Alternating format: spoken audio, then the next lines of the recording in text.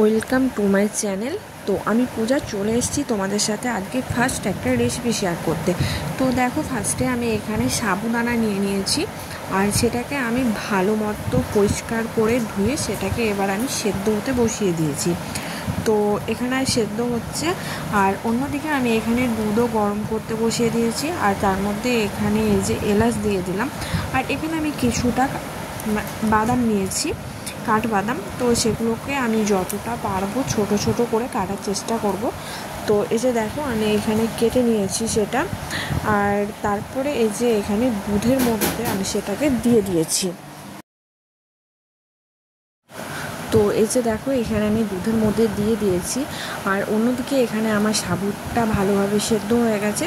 তো সেটাকেও আমি আরও একবার জল দিয়ে ধুয়ে নিলাম, আর ধুয়ে নেওয়ার পরে সেটা আমি এসে এখানে দুধের মধ্যে দিয়ে দিয়েছি। তো চলো পুরোটা দেখতে থাকো, আশা করি তোমাদের অবশ্যই ভালো লাগবে। আর সবাই একবার হলেও এটা ট্রাই করে দেখবে, সত্যি খেতে খুব খুব ভালো লাগে।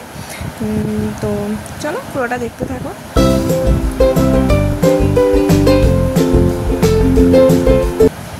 তো এই যে এখানে আমি নিয়ে নিয়েছি আম, আর আমটাকে আমি এখানে পেস্ট করে নেব।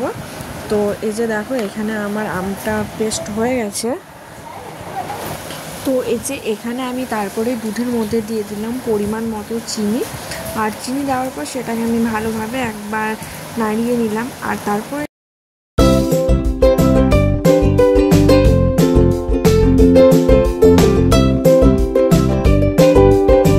তো এই যে আমি এখানে আমের পেস্টটা দিয়ে দিলাম, আর আমের পেস্টটা দেওয়ার পর এবার আমি বেশিক্ষণ আর আঁচের মধ্যে রাখবো না, একটুখানি নাড়াচাড়া করার পর সেটাকে নামিয়ে নেবো।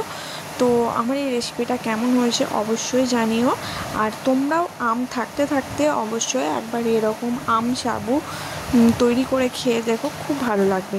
তো আজকের মতো ভিডিওটা আমি এখানেই শেষ করলাম। সবাই ভালো থাকবেন, সুস্থ থাকবেন।